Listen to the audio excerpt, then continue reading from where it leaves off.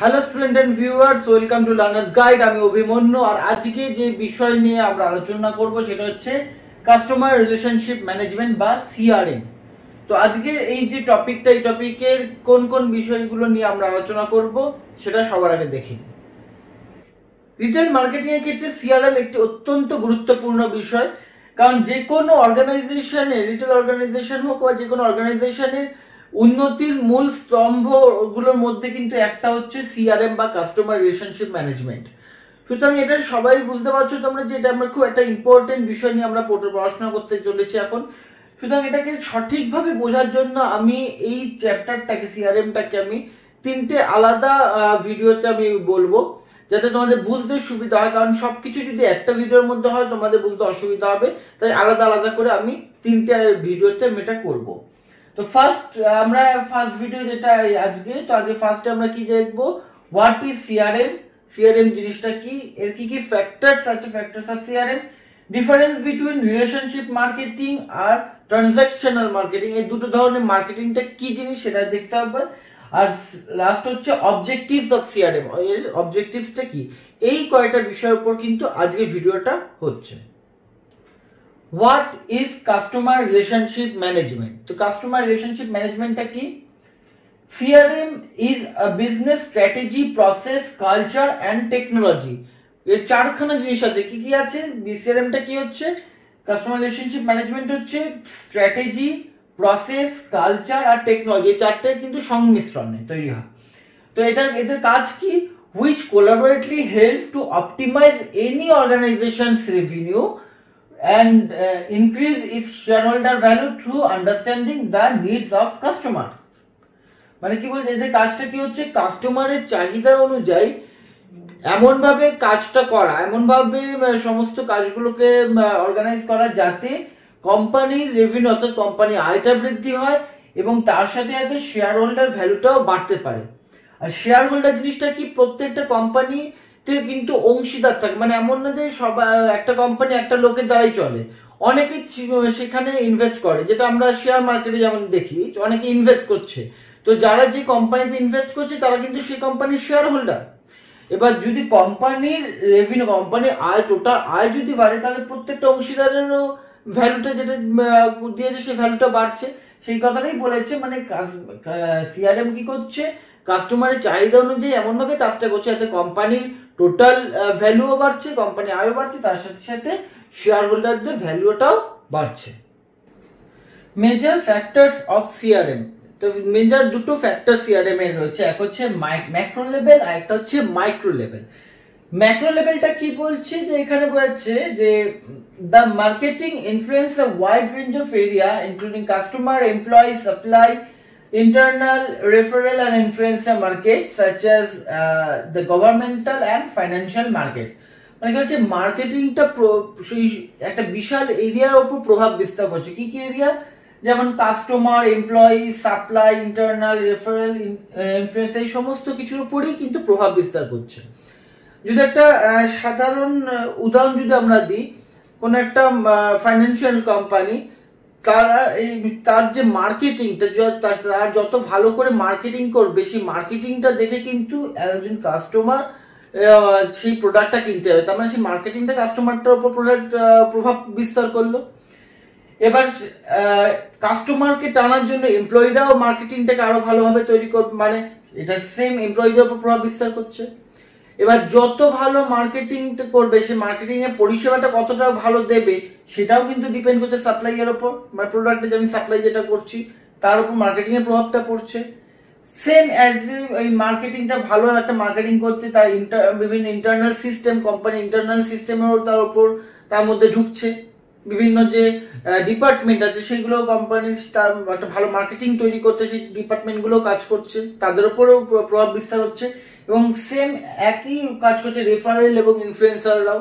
তো এই পুরো ব্যাপারটাই কিন্তু ম্যাক্রো লেভেলের আন্ডারে চলছে। মানে একটা ভালো মার্কেটিং করতে এই পুরো এতগুলো সেক্টর কিন্তু একসাথে ব্যাপারটার উপর প্রভাব বিস্তার করে মার্কেটিংটা। তো যেমন বলছে such as government and financial, উদাহরণ যেমন দিলাম মার্কেটস। আর মাইক্রো লেভেল কি বলছে, at the micro level the recognition that the nature of interrelations with customers is changing মানে কাস্টমারের যে কোনো একটা জিনিস মানে এক এক সময় এক এক রকম জিনিস কাস্টমাররা কিনতে চায়, তাদের ইচ্ছে তাদের নিড চেঞ্জ হয়ে যায়। সেই জন্য করছে কি জোর দিতে কি বলছে, ট্রানজাকশন ফোকাস থেকে রিলেশনশিপ ফোকাসের মধ্যে। ট্রানজাকশন ফোকাস মানে ডাইরেক্ট বিক্রি করার যে ব্যাপারটা থাকে, মানে কাস্টমার আসছে আমি তাকে বিক্রি করে দিচ্ছি, আর তার সাথে কোনো আমার সম্পর্ক নেই, সে কিনতে আসছে আমি বিক্রি করছি। এই জায়গাটা থেকে চেঞ্জ করতে চাইছে যে কাস্টমারের সাথে রিলেশনশিপটা বাড়ানো। মানে মানে বিক্রি তো করবেই, আলটিমেটলি বিক্রিটা হবে, কিন্তু যদি একটা রিলেশনশিপ কাস্টমারের সাথে বন্ডিং হয়ে যায় তাহলে কিন্তু সেটা সেই কাস্টমারটাকে আরো ধরে রাখতে সাহায্য করে। কারণ যে একজন কাস্টমার আসলো নিয়ে চলে গেল, তার সাথে ভালো রিলেশনশিপ না হলে সে পরে বা আসবে কি আসবে তার কোনো গ্যারান্টি থাকে না। কিন্তু যদি আমি রিলেশনটা তার সাথে ভালো রাখি সে কিন্তু আবার আমার কাছে ফিরে আসবে। সেই জন্য বলছে ট্রানজাকশন ফোকাস থেকে রিলেশনশিপ ফোকাসের দিকে কিন্তু এই লেভেলে জোরটা বেশি দেওয়া হয়। এবার আমরা যেটা বললাম যে রিলেশনশিপ ফোকাস থেকে মানে ট্রানজাকশন ফোকাস থেকে রিলেশনশিপ ফোকাসে যে মাইক্রো লেভেল যে চেঞ্জ যেটা জোর দিতে হয়, সেই জিনিস দুটো কি কি ট্রানজাকশন ফোকাসটা কি বা ট্রানজাকশন মার্কেটিং যে ব্যাপারটা, সেই ট্রানজাকশন মার্কেটিং ব্যাপারটা কি আর রিলেশনশিপ মার্কেটিং ব্যাপারটা কি, সেই জিনিসটা এবার আমরা বুঝবো। তো প্রথমে কি রিলেশনশিপ মার্কেটিং কি বলছে, ফোকাসড অন কাস্টমার, এটা কাস্টমারদের ওপর ফোকাস দেওয়া হচ্ছে। আর এখানে কি বলছে ট্রানজাকশনের ক্ষেত্রে ফোকাস অন সিঙ্গেল সেল, মানে কোন একটা বিক্রির ওপর জোরটা দিচ্ছে। তার মানে এখান থেকে পরিষ্কার যে রিলেশনশিপ মার্কেটিং ব্যাপারটা হচ্ছে কাস্টমার ওরিয়েন্টেড আর ট্রানজাকশনাল মার্কেটিং ব্যাপারটা হচ্ছে সেলস ওরিয়েন্টেড। ওকে, তো সেকেন্ড পয়েন্ট কি বলছে, efforts on adding more on product benefit. এখানে প্রোডাক্টের বেনিফিট মানে প্রোডাক্টটা ব্যবহার করে আমার কি সুবিধা হবে সেইটার উপর কিন্তু এরা বেশি এফর্টটা দেয়। প্রোডাক্টের সুবিধাটা, আমার প্রোডাক্ট ব্যবহারের সুবিধাটা এখানে বেশি এফর্ট দেওয়া হয়। আর এখানে কি দেওয়া হয়, effort on adding more product feature, প্রোডাক্টের নিজস্ব ফিচারের উপর এখানে কিন্তু জোরটা বেশি দেওয়া হয়। এখানে হচ্ছে হাই কাস্টমার সার্ভিস এমফাসিস, অবশ্যই কাস্টমার ওরিয়েন্টেড যখন আমাদের বেশি কাস্টমার সার্ভিসই দরকার, কিন্তু এখানে কি বলছে লিটল কাস্টমার সার্ভিস দরকার, মানে খুব একটা বেশি কাস্টমার সার্ভিসের সেখানে প্রয়োজন পড়ে না। 4 নম্বর পয়েন্ট হচ্ছে quality is the concern for all the stages of product development, মানে প্রোডাক্ট ডেভেলপমেন্টের প্রত্যেকটা স্টেজের মধ্যে কোয়ালিটিটাই কিন্তু সেখানে সবার আগে দেখা হয়। এবং সবার আগে প্রোডাক্ট ডেভেলপমেন্ট ব্যাপারটা কি, প্রোডাক্ট ডেভেলপমেন্ট হচ্ছে আমি কোনো একটা প্রোডাক্ট তৈরি করার সময় আমার প্রথম তো সবার আগে মাথায় যে চিন্তাটা আসবে আমি এই প্রোডাক্টটা তৈরি করব, তো সেই চিন্তা অর্থাৎ প্রোডাক্ট তৈরির আগে যে তার যে প্ল্যানিং, সেই প্ল্যানিং থেকে তৈরি হওয়ার প্রসেস হয়ে ওটা মার্কেট অব্দি আসা পর্যন্ত পুরো যে ব্যাপারটা যেটা চলে সেটাকে কিন্তু প্রোডাক্ট ডেভেলপমেন্ট বলে। মানে এর প্রত্যেকটা স্টেজ, এই প্ল্যানিং, তারপর প্রোডাকশন তৈরি হচ্ছে, তারপর সেটা প্যাকিং, তারপর সেটাকে কিভাবে মার্কেটে আসবে, প্রত্যেকটা স্টেজে কিন্তু সবার আগে কোয়ালিটিটাকে কিন্তু সেখানে বেশি নজর দেওয়া হয়। কিন্তু এখানে কিসের উপর দিচ্ছে, quality is concern only in the production, এখানে শুধু প্রোডাক্টটা ভালোভাবে প্রোডাক্টটা তৈরি করার ব্যাপারে কিন্তু এখানে নজরটা দেওয়া হয়, শুধু প্রোডাক্ট তৈরির ব্যাপারে এখানে নজরটা, আর এখানে কিন্তু পুরো ডেভেলপমেন্টের ব্যাপারে কিন্তু নজরের ব্যাপারটা আসছে। 5 নম্বর কি দিচ্ছে, high customer contact hence higher commitment with them. অবশ্যই কাস্টমার রিলেটেড যখন এটা, সুতরাং কাস্টমার কন্ট্যাক্ট বেশি দরকার, এবং কাস্টমার কন্ট্যাক্ট বেশি দরকার মানে তার সাথে তাদের শুধু কন্ট্যাক্টটা হলেই হবে না, তাদেরকে সেইভাবে আমাকে সার্ভিসটা দিতে হবে, সেই জন্য হচ্ছে হায়ার কমিটমেন্ট উইথ দেম। কিন্তু এখানে কি বলছে, moderate contact with the customer hence limited commitment with them. যেহেতু এটা প্রোডাকশন ওরিয়েন্টেড বা সেলস ওরিয়েন্টেড, সেখানে অতটা এরা কিন্তু কাস্টমার প্রতি নজর দেয় না। আমি যেটা আগেই বললাম যে তারা আসছে, এসে প্রোডাক্টটা কিনে নিয়ে বেরিয়ে যাচ্ছে, আমার অন্য কিছুর দিকে নজর দরকার নেই, আমাকে প্রোডাক্ট সেলের ব্যাপারটাই শুধু দেখতে হবে। এবং তাদের অত কাস্টমার কন্ট্যাক্টের ব্যাপার পড়ে না, এবং তাদের প্রতি এদের অত কমিটমেন্টও থাকে না। কিন্তু এখানে কিন্তু আর ঠিক উল্টো, মানে একটা এই দুটো জিনিস কিন্তু এটা হচ্ছে আমার আগে আগে এই ধরনের মার্কেটিংটা কিন্তু ম্যাক্সিমামলি চলতে ট্রানজাকশন মার্কেটিং, সেলসের উপর নজর দেওয়া হতো, কিন্তু এখন সেলস না, এখন ম্যাক্সিমাম করা হয় রিলেশনশিপ মার্কেটিং। যে কোনো বড় কোম্পানিতে রিলেশনশিপ মার্কেটিং, এই জন্য কোনো বড় রিটেল স্টোরে তোমরা গেলেই দেখতে পাবে যে সেখানে কাস্টমারদের বেশি সুযোগ সুবিধা দেওয়া হয়, কেন, শুধু রিলেশনশিপ মার্কেটিং, কাস্টমারকে ধরে রাখার জন্য। তো এইটাই হচ্ছে দুটোর মধ্যে ডিফারেন্স। অবজেক্টিভে যাওয়ার আগে একটা বিষয় আমরা জেনে নিই, সেটা হচ্ছে ডেটাবেস মার্কেটিং আর সিআরএম এর মধ্যে তফাৎটা কি। বলছে database marketing technique is a highly company centric approach which tries to sell more number of products to the customer for less cost। মানে এটা পরিষ্কার বোঝা যাচ্ছে এটা ম্যাক্সিমাম প্রোডাক্ট সেলের উপর কিন্তু এটা নজর দিচ্ছে, ওর দিকে কনসেন্ট্রেশনটা ম্যাক্সিমাম প্রোডাক্ট সেলের উপর, সেটা কম দামে একটু কমে প্রোডাক্টটা বেশি সেল করে দিচ্ছে। কিন্তু সিআরএম এর ব্যাপারটা কিন্তু সম্পূর্ণ উল্টো। সিআরএম কি বলছে, সিআরএম ইজ কাস্টমার সেন্ট্রিক। এটা কি ছিল, এটা হচ্ছে কোম্পানি সেন্ট্রিক, আর এটা হচ্ছে কাস্টমার সেন্ট্রিক, মানে কাস্টমারের উপর ভ্যালুটা কিন্তু এরা বেশি দেবে।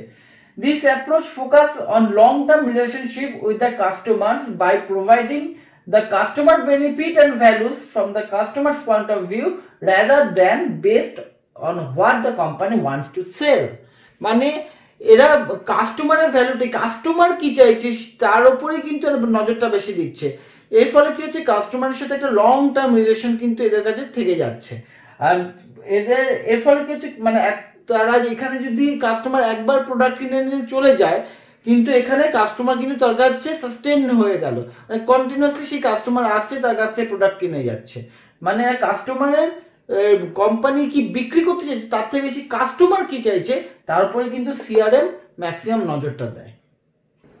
এবার আমরা দেখবো অবজেক্টিভস অফ সিআরএম সম্পর্কে। এখানে 4 রকম বলা হচ্ছে objectives: customer identification, customer differentiation, customer interaction, customisation আর পার্সোনালাইজেশন।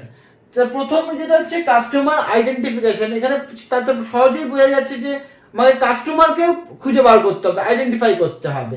তো এর জন্য কি করছে কোম্পানি, তার বিভিন্ন মার্কেটিং চ্যানেল, বিভিন্ন ট্রানজাকশন, বিভিন্ন ইন্টারাকশন যেগুলো কোম্পানি ওভার দ্য টাইম করে থাকে, তো সেখান থেকে কোম্পানি কাস্টমারের যে ইনফরমেশনগুলো সে গ্যাদার করছে এবং তাদেরকে বিভিন্ন ভ্যালু প্রদান করছে বা তাদের প্রতি তাদের দায়বদ্ধতা দেখাচ্ছে। এটাই হচ্ছে কোম্পানি কাস্টমার আইডেন্টিফিকেশনের মেন উদ্দেশ্য। 2 দেখাচ্ছে কি কাস্টমার ডিফারেন্সিয়েশন। তো এখানে কি বলছে যে each customer is valuable for the company এবং and puts across exclusive demands and requirements for the company। মানে প্রত্যেকটা বিভিন্ন কাস্টমার বিভিন্ন রকমের তাদের ডিমান্ড থাকে, কিন্তু কোম্পানি ক্ষেত্রে প্রত্যেকটা কাস্টমারই কিন্তু ভ্যালুয়েবল। ফলে কি হচ্ছে, এক্ষেত্রে কোম্পানিকে কি করতে হচ্ছে, প্রত্যেকটা কাস্টমারের ডিমান্ড অনুযায়ী, তাদের চাহিদা অনুযায়ী তাদেরকে আলাদা আলাদা করে ভাগ করতে হচ্ছে। সেটাই বলা হচ্ছে কাস্টমার ডিফারেন্সিয়েশন। এর ফলে কি হচ্ছে, তাদের চাহিদা কি সেটা বিভিন্ন কোম্পানি জানতে পারছে এবং তাদের চাহিদা অনুযায়ী তাদেরকে পরিষেবাটা দিতে পারে। 3 নম্বর বলছে কাস্টমার ইন্টারঅ্যাকশন। এখানে কি বলছে, demands of the customer vary over the time. CRM gives more importance to the customer's long-term profitability and relationship to the company। মানে প্রত্যেকটা কাস্টমারের চাহিদা তো এক এক সময় চেঞ্জ হয়, একই রকম তাদের চাহিদা থাকে না, চেঞ্জ হতে থাকে। এর ফলে কি হচ্ছে যে কোম্পানিকে প্রত্যেকটা কাস্টমারের সাথে একটা লং টার্ম রিলেশনশিপ রাখতে হয়, যাতে তাদের চাহিদা চেঞ্জ হলেও সেই মানে কাস্টমার যেন সেই কোম্পানি ছেড়ে অন্য জায়গায় না যেতে পারে। এর জন্য কোম্পানিকে কি করতে হচ্ছে, টাইম টু টাইম তাদের সাথে ইন্টারাকশন রাখতে হচ্ছে, বিভিন্ন ভাবে ইন্টারাকশন রাখতে হচ্ছে এবং তাদের চাহিদাটা কি সেটা তাদের জানতে হচ্ছে এবং সেই চাহিদা অনুযায়ী কিন্তু তাদেরকে সার্ভিসটা দিতে হবে কোম্পানিকে। যেটা আমরা আগেরবার বললাম, সিআরএম কিন্তু কাস্টমারের চাহিদার উপর কিন্তু ডিপেন্ড করে, তাদের কি সেল করবে তার থেকে বেশি তাদের চাহিদা অনুযায়ী কিন্তু তারা বিক্রির ব্যাপারটা ভাবে। আর লাস্ট কি হচ্ছে কাস্টমাইজেশন বা পার্সোনালাইজেশন। এখানে কি বলছে, the objective to the entire CRM process is to treat each customer uniquely. The customer loyalty towards the company can increase through the personalization process। মানে এখানে প্রত্যেকটা কোম্পানি দেখাচ্ছে কি তার প্রত্যেকটা কাস্টমারকে দেখাচ্ছে সে খুব তার কাছে ইউনিক, মানে তার উপর খুব নজর দিচ্ছে, তাকে বিভিন্ন দায়বদ্ধতা তার প্রতি দেখাচ্ছে। এর ফলে কি হচ্ছে, এর ফলে কাস্টমারেরও পছন্দ হয়। মানে এই জিনিসটা করছে অনেক সময় যেমন কোনো কারুর জন্মদিন বা ম্যারেজ অ্যানিভার্সারিতে কোম্পানি একটা SMS পাঠালো, কোম্পানি কোনো একটা চিঠি পাঠালো, এই জিনিসগুলো যারা কোম্পানি করে, এর ফলে কি কাস্টমারের বেশ ভালো লাগে, সে তার সাথে ইন্টারাক্ট করতে যায়। অনেক সময় যেমন আমরা দেখি কিছু কিছু ক্ষেত্রে Chandrani pearls as an example, marriage অ্যানিভার্সারিতে উইশ করে এবং তার সাথে ডিসকাউন্ট, কিছু কিনতে গেলে সেই দিন কিছু কিনলে তাই ডিসকাউন্ট দেবে। এরপর কি সে এক প্রকারে তাকে উইশও করছে এবং অন্য প্রকারে কিন্তু সে বিক্রি ব্যাপারটাও সে দেখছে। কাস্টমার ভালো লেগে গেল, এটা দেখে বেশ পছন্দ হলো, কাস্টমারের দরকার হলো, গেল 30% 40% ডিসকাউন্টের জিনিসটা নিয়ে আসলো।